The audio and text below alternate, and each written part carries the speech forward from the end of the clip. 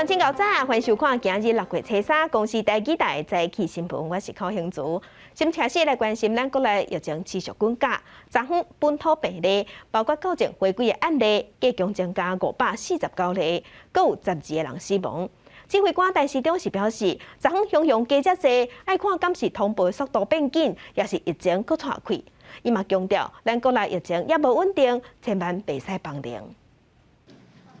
指挥中心在礼拜三一日公布549例本土个案，其中一天新增加个案有372例，个境回归177例，新增加12名确诊个案死亡。国内总计死亡个案已经来到149例，确诊个案分布以新北310例上悬，搁再来是台北市152例，桃园28例，贵人18例，苗栗12例，彰化10例，高雄市5例，台东县有4例，台中市3例，新竹县甲台南市各2例，南投甲花莲县各1例。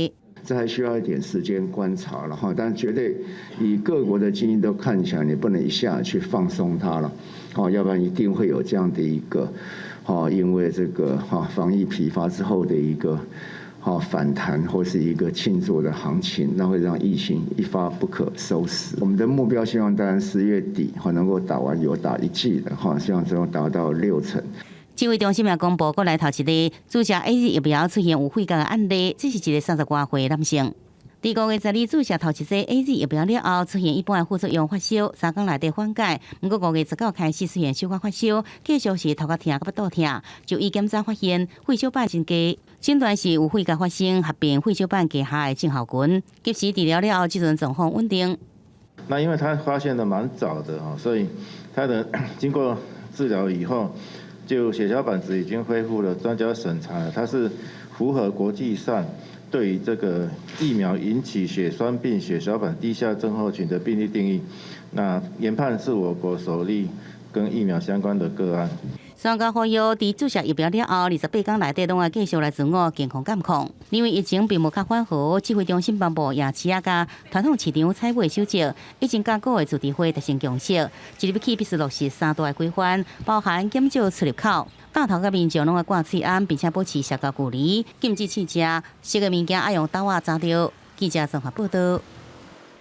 台北市立汉病院仁爱园区有确诊者食爱困药啊无效，伫病房内底火，伫病房内底乱，佮对后壁门逃窜出去，坐稳登去绑架。路尾警方是有抓着人啊，嘛发现伊是一个通缉犯。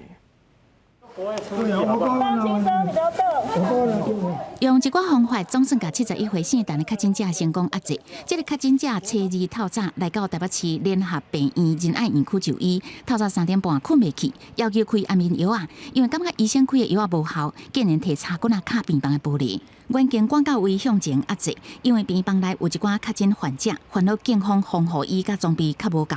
嘛有讲有主定情这了后，差不多早起10点才会精神，要求警方徛伫病房门口介护对赛。无想到姓陈的确诊者提早精神，偷偷为病房后门钻出去。在凌晨的时候，因为失眠的因素，头痛，然后前往就医。那就医的时候，在被医院发现他是5月30的一个确诊的患者，那所以他们在将他做留置，那才引发了这个暴力。5月30日确诊是安怎无案底？指挥中心解说，这个确诊者是失联的个案，因为失眠去就医，才发生后续的暴力事件。姓陈的确诊者为病院宣出来了后，随坐捷运逃走，为文湖线大安站上车，转坐板南线，一直坐到龙山寺站才落车，随后伫万甲大的所在去人逮捕到案。经查询身份后，赫然发现系110年5月21日遭台北地检署发布之伤害案通缉犯。经本分局全力追缉下，于本日13时30分许，在成民万华区住处查获到案。这个确诊者又是伤害通缉犯，有一个远景伫制服过程离真近，防护不足，随时送往采检。姓陈的确诊者坐捷运逃走，经过监视器的确认，伊全程拢有挂喙安，沿路无甲捷运的人员接触。台北捷运已经将伊逃走的路线消毒，所坐过的3台列车也送回去机场，加强全面的清洁消毒。记者综合报道。来关心顶一日新北市的双和病院有确诊者举刀啊抬伤护理师，造成一个人轻伤，两个人重伤。指挥官陈时中谴责医疗暴力，昨昏嘛专工去病院探视受伤的医护人员。那法务部嘛已经要求检察官赶紧侦办。到双和病院看受伤的护理师，指挥官陈时中谴责医疗暴力，也强调会好好甲因照顾。总统蔡英文也当场透过电话，甲其中就严重受伤的护理师道歉。卫福部讲会修法，甲医护人员执行防疫工作受到暴力所造成的损害力力补助事项，包括治疗甲休养期间的薪水。相关的防疫人员、医护、军警消，若因执行公务而导致染疫、受伤或遭受攻击，那我们当然会给他们慰问金跟其他相关的本来的医疗保险等等的给付之外，我们要给他妥善的照顾。代志发生在5月31日早起7点外，3位护理师送早顿后姓翁的确诊者，遭互对方抬着伤。双和病院讲，有一位腹肚有挂壁伤，已经转去厝休困；另外2位伤势较严重，一位脚趾边有插烫伤，左边脚大夫有7公分的切壁伤，即马住院治疗。另外一位上严重。正少半2载重载神经肌腱断去，伊讲就赶紧送手术房用显微手术来处理。好加在神经肌腱拢接断去，不过复健治疗也要6个月。那3位同仁除了身体的伤害之外，心理的恐惧跟压力可想而知，所以本院也启动了很多心理方面的咨商跟协助，希望降低他们的恐惧。对防疫专业病房双和病即马全面启动安检，24点前后拢有建议，也个加强护理人员体检检，并谴责暴力，已经请律师要求民事赔偿。刑事的部分由地检署调查中，法务部长蔡清祥公开谴责暴力，也击败专职检察官侦办。法务部已经要求高检署要督导各地检的医疗暴力专责小组承办检察官了。要对于此类案件要严加追诉要予以严惩。行政院长苏贞昌只是警政署加强第一线接困人员的防疫配备，也讲防疫期间第一线的防疫人员、医护加军警消人员，若是因公确诊受伤或者是受到攻击，应该予因上好的照顾。请相关部会赶紧提出相关规划，向行政院报告。记者综合报道。来关心新北市的疫情，新北市昨昏新增加195个本土病例，到前回归有115例，计共有300多例。新北市长侯友宜是讲，应该是土城某一间长照中心发生群聚感染，有33个人去会着，致使病例数加悬。那新北市的疫情嘛，还未冻点，有7个区28里是疫情较食力的所在，所以这个所在会加强防疫，嘛呼吁这28里的里民赶紧去做体检。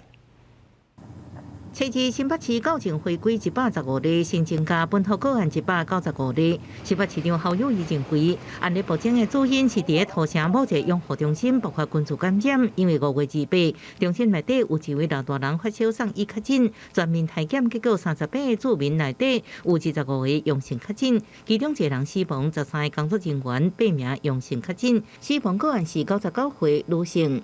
其中有一位99岁的这个女性哈，那因为她也是长期中风跟肺部疾病，那已经过世。我们就是要赶快把需要被找出来的这个确诊者找出来，我们才能够阻断传染源。你抓这边那边外面有接触者都没办法匡列呀。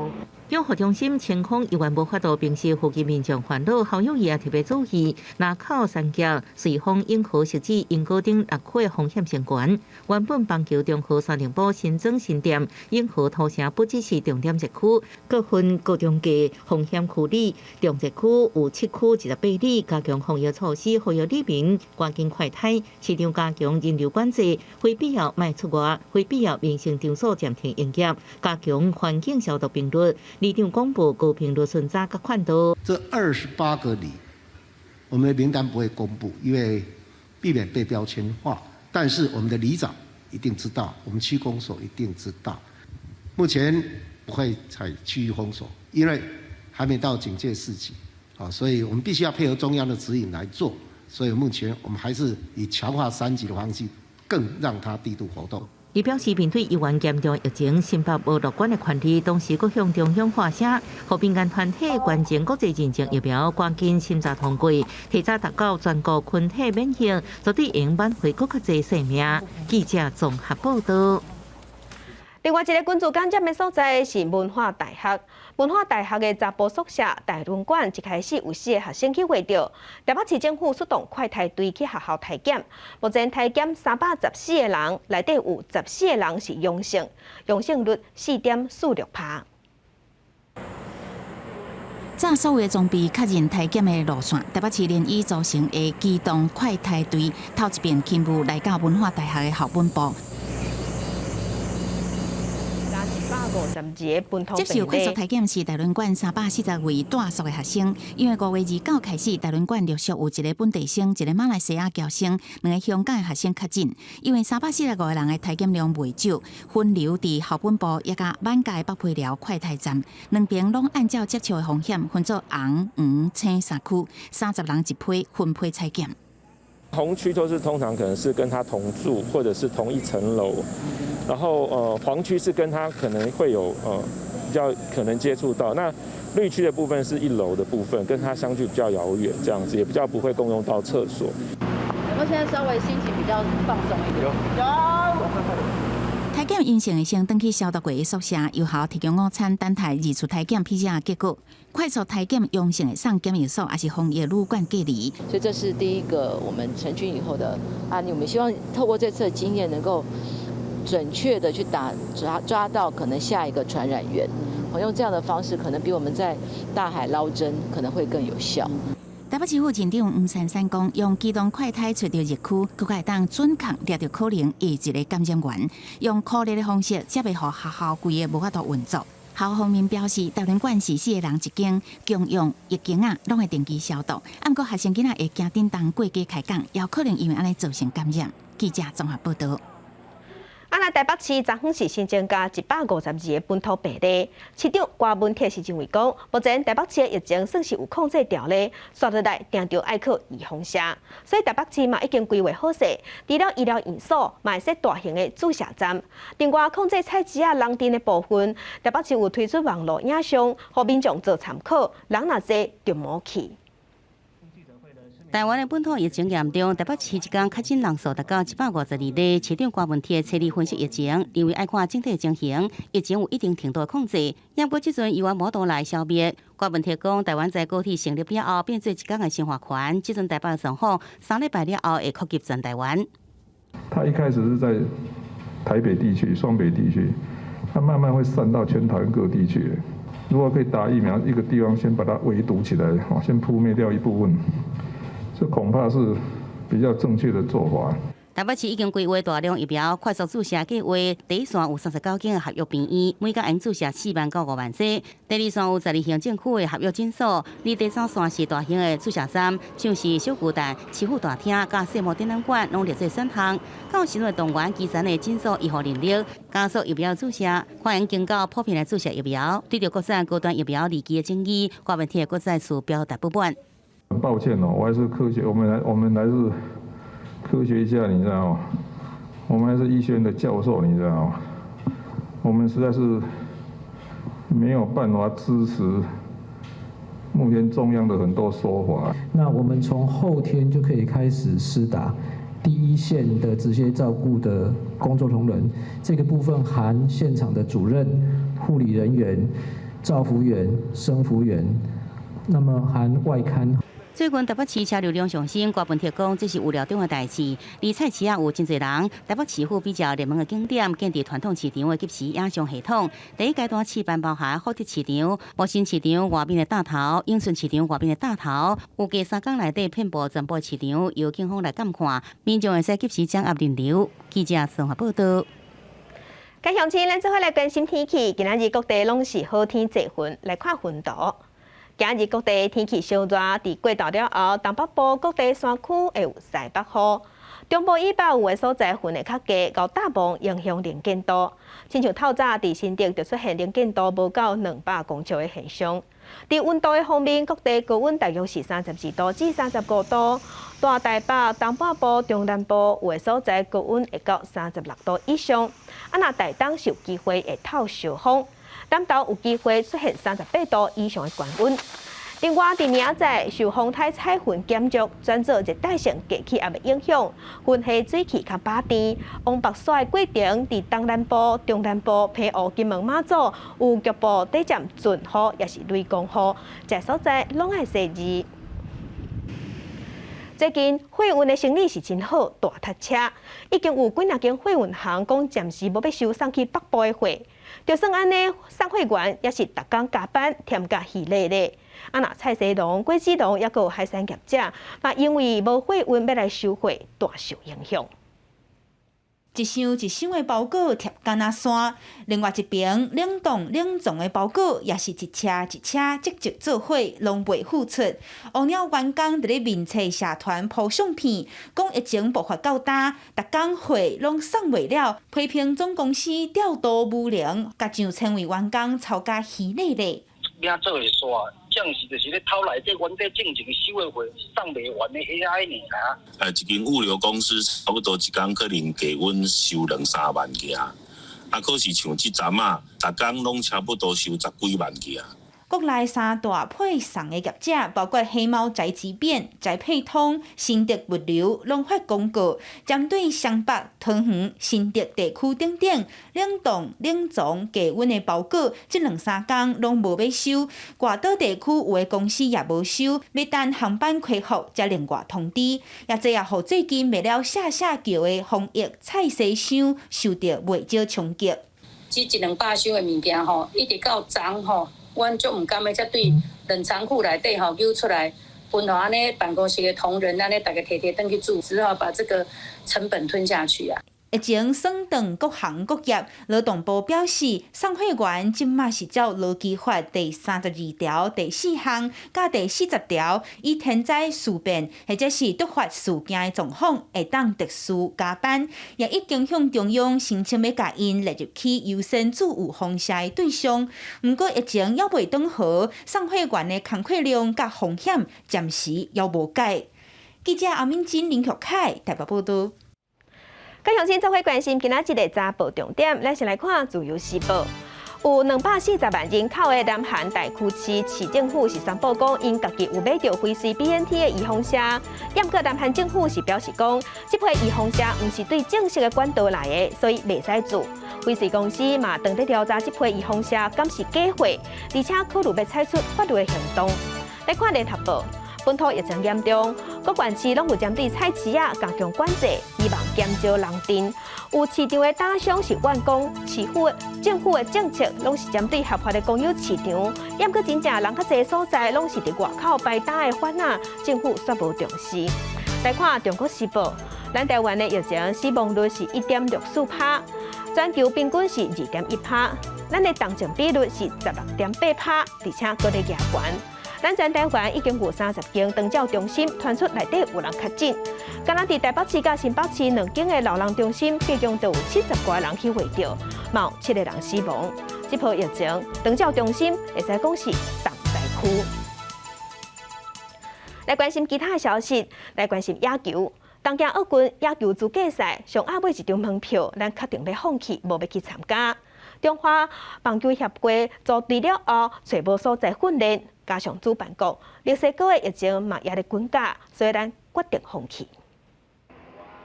中华队参加奥运棒球5抢日已经无希望。中华棒协伫咧初二发声明讲，接到训练馆政府的电话，讲考虑国内疫情严重，拒绝中华队到斗内集训。政府是正式确定5抢日中华代表队伫咧比赛前无任何所在会当练球。另外，主办国家比赛行程的安排，也个防疫措施无法度提供棒协所要求的安全需求。伫咧提报体育所核准了，会正式向 WBSC 提出放弃比赛。因为无所在练球，国家对主办国家墨西哥的防疫措施有疑虑，只好放弃比赛。本来资格赛是6个抢1个，中国队伫进前已经决定放弃比赛，这么中华队也放弃。互比赛变做4个抢1个，因故棒协讲，自计赛一定会办，所以未有比赛取消，中华队靠世界排名晋级的希望。中华队这份一边伫奥运比赛是2008年北京奥运，了2012年伦敦，甲2016年里约拢无棒球项目，一直到2020年冬奥，主办国家日本才恢复棒球项目。这嘛中华队退出，国家2024年巴黎奥运确定取消棒球，所以上紧就要等2028年洛杉矶奥运，看是毋是甲棒球列入比赛项目。记者综合报道。国际上要紧来关心目前全世界新型冠状病毒肺炎的疫情，也搁咧传。即马伫全世界确定病例已经超过1亿7千万例，死亡人数有369万人。咱来看最新的统计。咱台湾昨昏新增加549例，目前咱台湾计共9389例。中国嘅病例有91000多例，香港超过11000例，伫日本是超过75万例。目前伫全世界病例数上济国家前3名是美国、印度甲巴西。美国已经超过3400万例，印度是超过2800万例，伫巴西超过1600万例。欧洲的国家英国超过451万例，伫法国是超过573万例。那印度疫情是全世界上界食力，真侪母国的囡仔变孤儿。根据因官方的统计，近2个月已经有约600个囡仔变孤儿。也毋过有专家讲，实际上的数字唔呐。印度第一波疫情转好，暗过初一又完增加13万多例确诊，3205人死亡，其中真侪死者拢是少年爸母，老真侪细汉囡仔。BBC 报道引用印度官员的话表示，4月初一到5月之间2个月内，至少577个囡仔爸母染疫伤亡，正是孤儿。暗过专家表示，这数字比实际情形较低。Many children who have lost both parents because of COVID came to us. They arrive here extremely depressed. They don't know how to survive. It's like they've lost their childhood somewhere along the way. BBC 报道，因为这波疫情，印度社会媒体充满影响孤儿的资讯，引起人口缓缓加不少囡仔讲的温忧。印度总理莫迪宣布救助措施，要拨支付每一个孤儿13970块美金，等因18到13岁，以津贴的方式来发。疫情风险也拖累经济。印度官方顶个月31公布2010到2011财政年度 GDP 减少7.3%，是1947年独立以来表现上歹。趁疫情转好，真侪工厂开始复工，不过各地解封速度无同，部分原料提着困难，产线依然无法度专业运作。印度要面对的不只是新冠病毒，也佮最近好亲像甲新冠疫情有关系，增加真侪真罕见的毛霉菌感染症病例。印度顶礼拜发现将近9000个毛霉菌确诊病例，患者出现鼻发乌或者是变色，目睭看不清楚或者是瞪大、胸坎痛、喘气困难，加加速出患者的症状，致死率50%。Most of the patients are post-COVID and they are COVID positive and they all are diabetic and severely diabetic, uncontrolled diabetes. 专家研判，印度这波毛霉菌感染症疫情可能甲当地大量使用抗生素甲新治疗新冠病人有关系。公司新闻因浩如编译。来关心伊朗6月初2，在下是一个煞一个，城市上大只的军舰导火点起，加载船顶的人全部拢有救起来。再来首都德黑兰炼油厂嘛导火，原因也在调查。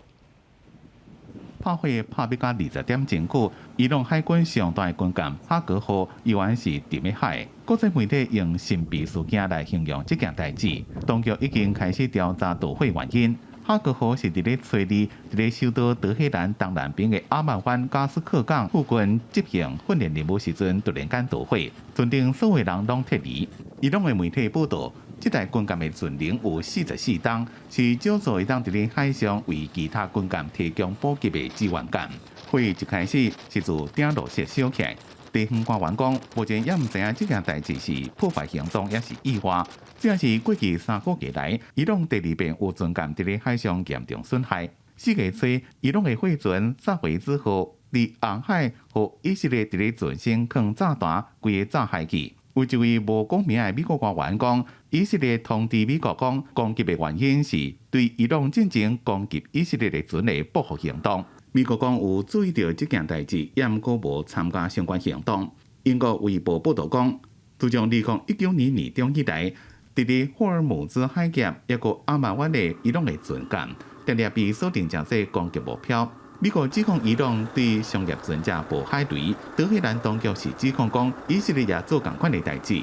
伫同一天，德黑兰南部一座炼油厂发生大火，对正远的所在就人看到烟一直冲的天顶起嚟。国营电视台是报道讲有18座石油组导火，官员讲初步排除破坏活动的可能性。导火原因是油管漏油。公司新闻吴文玲编辑。今日国际上还有啥物大代志？甲乡亲咱做伙来看世界。法国拍算要扩大注预防射计划。法国总统马克宏今日表示，因拍算伫6月中要开始替12岁至18岁的青少年注预防射。要关心美国，因为大规模注预防射已经开放经济。加州大学经济学家就预测讲，美国嘅经济成长恢复嘅力头会赢过二战战后迄阵。来看咱的友邦瓜地马拉的总统最近有接受外国媒体访问，伊讲伊对中国的预防射无兴趣，加上甲咱台湾长久以来拢是好朋友，所以袂去甲中国建交。镜头转来过来关心，咱疫情指挥中心昨昏嘛宣布大规模注预防射计划，未来民众会当透过医疗院所去注预防射，无就是注射站，嘛按算一礼拜要注100万人，而且会推出网络注文平台，互大家先去注文。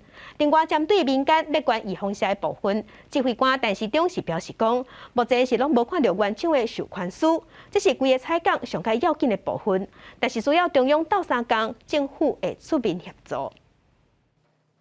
中央流行疫情指挥中心公布未来疫苗大量交会接种计划，初步规划伫全国病院300间，每一礼拜接种54万人次；卫生所200间，每一礼拜10万人次；诊所是为6月800间增加到8月2000间，每一礼拜人次嘛为24万增加到60万。全国各地社区接种站部分，像是你办公室还是卖场，每一礼拜超市1122场，会当来注超过43万人次，包括着机关、企业、军营在内外等服务，每一礼拜会当来注2万人次。另外，卖伫棒球场、个体育场来设大型的接种站，每一礼拜会当来注将近2万人次。指挥中心希望透过医疗院所、接种站个外等服务的方式，让每一礼拜接种的人次会当来到135到171万人次。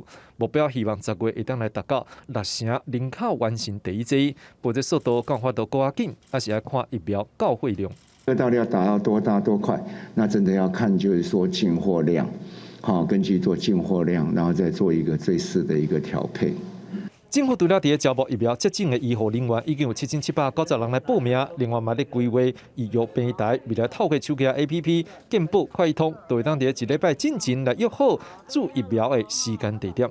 另外，伫民间管疫苗的部分，陈时中讲包括着福光山个张亚中，拢也未提供完整的文件、正式送件。为这有正式送件的引领基金会嘛，向原厂的授权书，这部分政府会来联络到协助。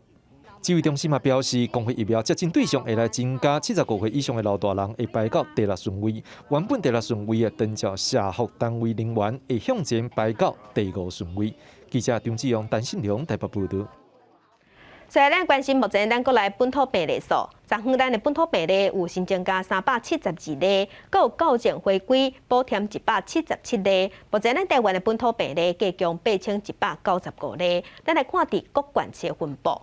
目前伫咱台湾的病例数超过1000例以上的县市，包括新北市有3970例，台北市有2956例，超过100例以上的所在，桃园有407例，彰化是180例，伫基隆有158例，台中有146例。昨昏嘛增加12个死亡的个案。目前咱全台湾本土病例加上境外病例，计共有9389例。这个数字是疾管署今日早起上新的统计。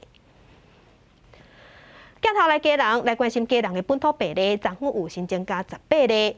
基隆市长林佑昌是讲，确诊者大部分拢是家庭内的群聚感染，所以呼吁民众伫厝内嘛是爱做好防疫，上好挂喙安。前几天，才伫面册来分享，贵人的防疫初步有成果。市长林佑昌无想到册里，搁再拄到贵人最近疫情的高峰，一天的确诊人数超过18例。林佑昌指出，即摆确诊个案，伊家庭互相相位是上多。所以讲，伊搁再讲，当务之急就是要揪掉家庭的这个风线，因为若是一个人去画掉，就可能规家拢掉。18个人里面有12个人是家庭的一个群聚的关系，也都是之前确诊者，然后被我们匡列居家隔离，然后这个管制的这个对象，家庭群聚的比例占我们所有的确诊案例，应该是超过65%。进前受到外界关心的案例8789代替南港车站纪念品商店员工卡掠也被公布。5月有7天伫万工厂南港车站商店上班，早起8点半对7度坐台铁到南港，暗时7点下班返去厝。有3天是支援上山车站的商店，2天支援台北车站商店。礼拜暗时也到美联社弯弯店消费。而案例8788服装店员工5月第5天对中昼到暗时拢在当地云水服装店上班。另外，各县市连续团市登记证互机构去画掉，林佑昌也宣布要来加强管制，防止疫情一直拖。洗肾诊所以及照护机构所订定的一个加强版的管理准则，必须要严格依照这个要求来进行相关的这个诊疗跟服务。因为照护机构需要指中心去画掉风险真悬，贵人市府推出11项的做法。包含采分流方式照护居民，护理人员分站负责，分交替甲轮班。所有工作人员甲热点区的病人要体管检查会进行，每3天1摆。你朋友甲工作同仁也必须快速检查阴性了后，才使入去西药基诊所等。因为即阵疫情当前，防疫为重，惊搁再造成新的防疫破空。记者综合报道。桃园昨昏是新增加28例，其中有1层是做伙跋筊的群聚感染。第3天内已经造成3个家庭计共15个人去围着，所以市府嘛鼓励民众即阵一定要避免聚会。社区持续消毒，桃园初二新增加28例本土个案，其中真受关心的就是一个拍牌规定小违案件，第3天就造成3家庭15个人确诊。市政府提醒减少家庭的活动，食饭、拍麻将，原来拢有风险伫哩。841720来岁女性那跟她妈妈8410在同一天确诊，妈妈有一些朋友那有聚打牌的一个情形2天，所以她的牌友里面有2个也就感染。另外，因为做伙大的家属确诊，福兴区公所2个员工采检了后嘛确诊。虽然中央疫情指挥中心也未公布暗号，不过为了立刻来处理，福兴区公所紧急关卡，停止民众来接合公司改居家办公，20位员工列居家隔离，261个人拢爱采检。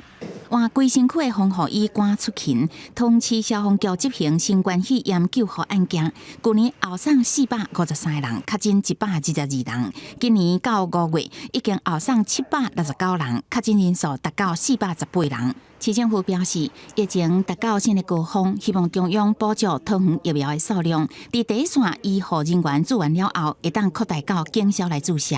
桃园的额度里面还有相当大的比例。这个支援的，包括华航、长荣，包括机场的各单位，这个部分是跟其他县市有所不同。市长陈文灿表示，湘北确诊的人数伤济，无法度真准确科列追踪，变作是传染的风险。桃园决定扩大采检对象，第一就是桃园市民捌甲湘北确诊者接触，煞无互人科列的，也是讲毋是桃园市民住伫桃园，而且有湘北确诊者接触的人，拢会当申请伫桃园采检。记者综合报道。国五南来关心苗栗昨昏加12例，其中有11例是京源电子公司的员工。目前这间公司已经有13个人去围着，大部分拢是外劳。官府初步是认定讲，这应该是移工宿舍的群聚感染，会对全公司7000多个员工做体检。若伫中华部分，昨昏有10个人确诊，新的10个病例内底是甲拍麻将烧的有关系。苗栗县环保局人员来到国内 IC 防疫大厂，京源电子的移工宿舍进行环境的大消毒。苗栗县初二新增加12例确诊个案，其中有11例是京源电子的员工，包含1名的国籍工程师，也有10名的外籍的移工。他们都是在同一家公司，大概有共同的一个工作的场域，还有就是他们的宿舍呢是居住在一起的，所以我们初步会研判说他们可能是移工呢一个群聚的事件。苗栗县府表示，江源店子总计已经有13人确诊，即阵陆续列出227人来进行采检，初步报告有26人快速检查是阳性反应。苗栗县府也成立专案小组，每日6月初3对江源电子有限公司快速检查。另外，伫彰化县初里有10例新的个案，即阵烦恼是新的麻将牌卡传播链的疫情会继续来扩大。这个就是一个麻将牌卡的传染链，我为什么把它画到这么大？因为我们现在不知道有多少在打麻将，多少在打牌的这种场所，它可能分散在不同乡镇的不同地方。彰化麻将牌卡传播链的确诊人数，即阵总计是8人，也毋过因为拍牌所在包含侪乡镇，加上有的是互相无熟悉的牌卡，彰化县府也呼吁最近有出门拍牌的民众爱自主管理14天，对着拍牌真侪人斗阵的行为，会加强来查查开发。另外，台中市新确诊例是3例，其中1例是北屯的家庭的传播链。初步的快筛是阴性的，但是因为他可能怀疑他有一些接触是高风险，所以同步有做 PCR 核酸筛检，就核酸筛检验出来是很弱的阳性，他的 CT 值只有36。北屯家庭互相相的传播链继续扩大，包含台北市的2例在内，有暗号的总计已经有20例，而且包含侪家庭。南投县是新增加1例确诊个案，是草屯一个直播台的女员工所列出的45名接触者，初步采检结果拢是阴性，即阵是转属伫厝隔离中。记者综合报道。高雄昨昏加5个病例，其中有4个是接口罩4个人，算是家庭内的群组感染。因为因兜是开早顿店，所以市府嘛呼吁5月18至31，捌伫这段时间去交关的人客爱赶紧去做体检。另外，伫凤山交警的群组感染，嘛发现仁惠病院内底有一个行政人员捌去过，煞无老实讲，即马市府要罚伊30万。来到高雄凤山中仑这间早餐店消毒，清洁队连门窗都无放伊刷。经营早餐店的头家娘一家伙4个人确诊，前一天也阁无奈伫面册影响人客会室里。市政府讲，这是一件家庭小微感染。按8993的直系亲属，这位60多岁的女性，基本上在5月10号到5月12号，有到台北，有跟台北的友人一起碰面。市政府也调发现，源头可能是早餐店头家娘的妈妈，虽然无镜头，暗过验出抗体，原来有去北部佚佗。确诊了后，为何查某囝一家伙包括3回孙仔，好甲在目前可例的接触者采检拢是阴性。高雄初二新增加5件确诊，除了早餐店家庭小卫以外，另外一件是高雄英民总病院的外包厂商。基本上就是在大夜班，跟他比较有接触的这些工作同事，那还有他处理过的问题的一些单位，那这4、5个人从包含快筛、包含 PCR 都呈现阴性。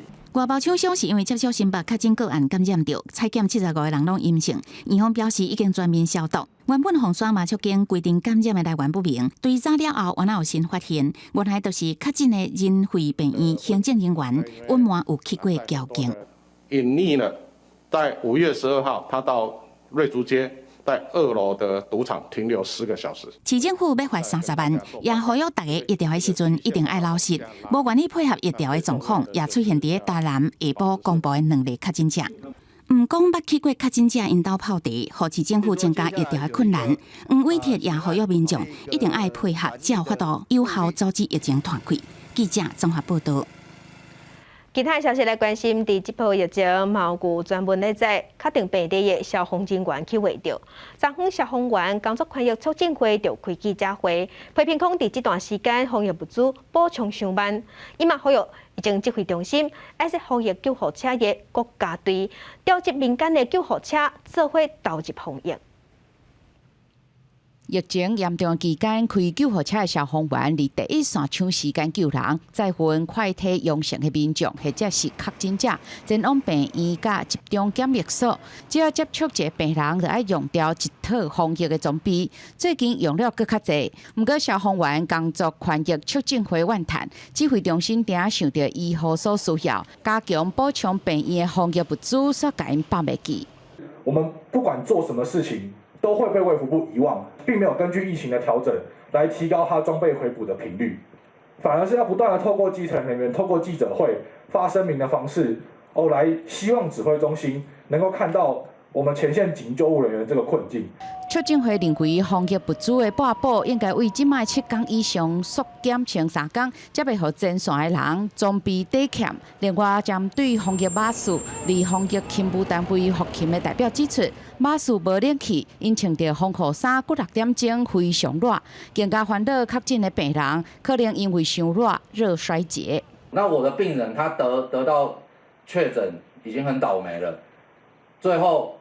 我还要在这个长途的运输过程中再多个热衰竭，对，就我真的觉得病人不需要这样被对待。促进会呼吁，除了提悬物资回报的效率，嘛请指挥中心协助建立防疫巴士国家队，确保车辆会当上国道有冷气。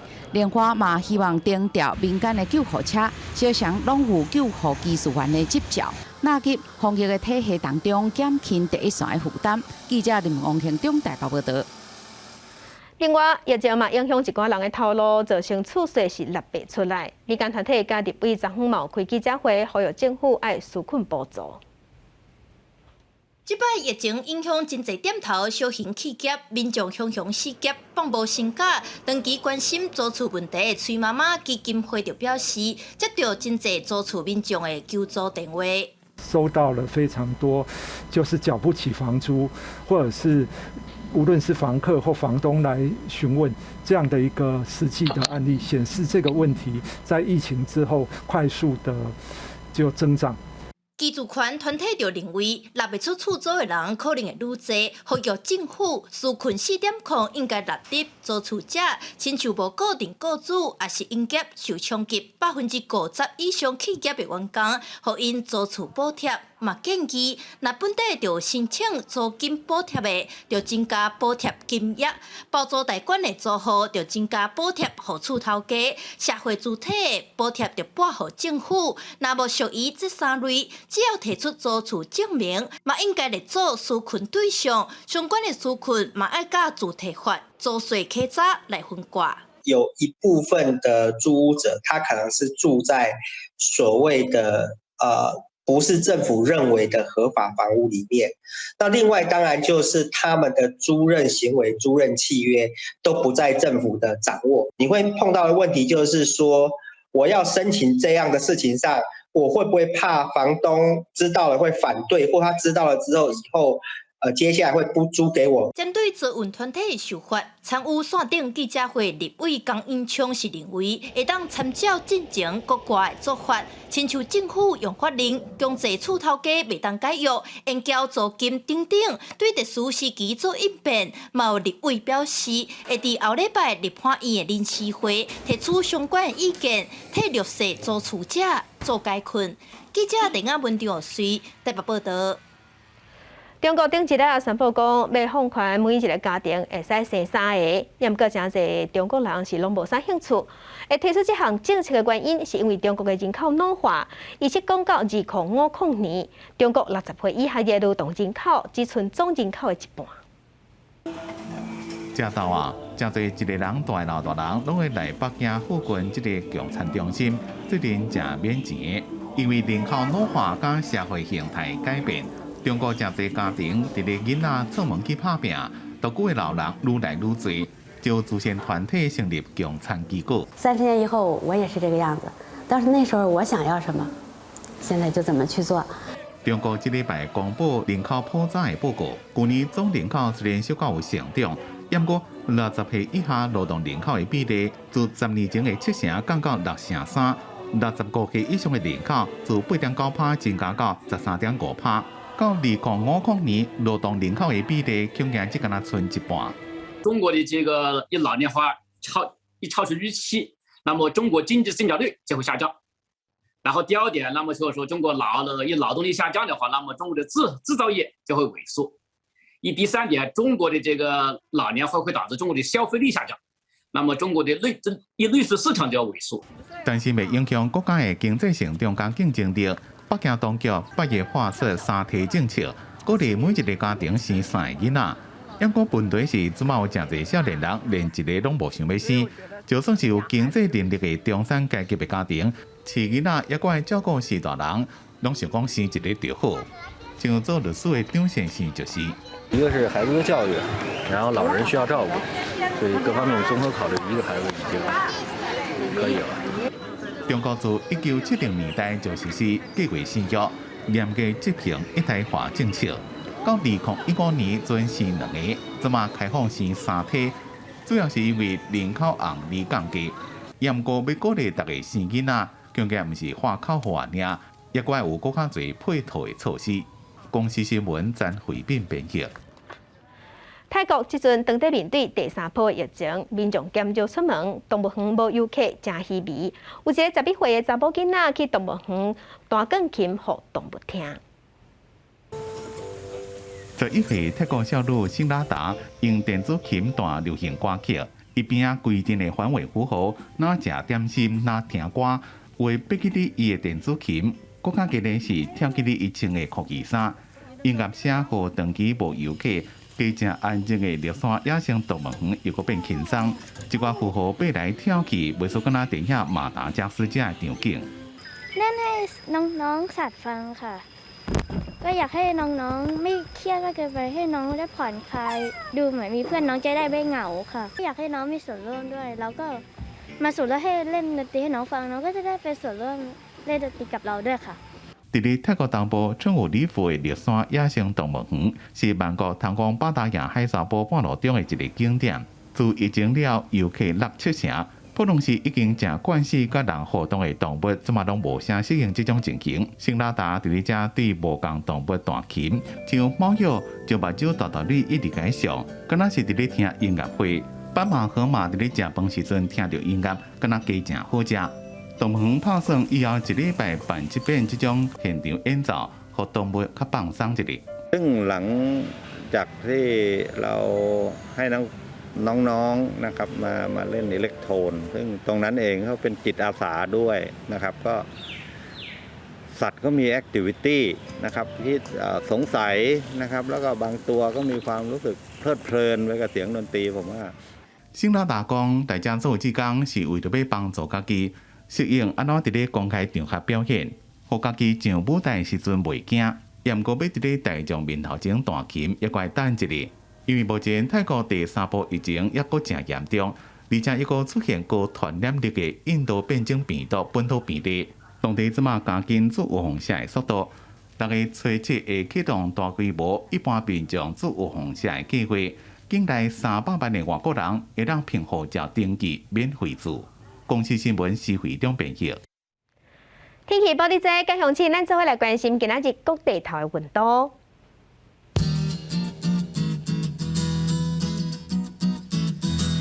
北部的温度上加26度，上悬35度；中部的温度上加26度，上悬35度。南部的温度上加26度，上悬35度；东部的温度上加26度，上悬33度；外岛的温度是24度至33度。来关心未来3天的天气。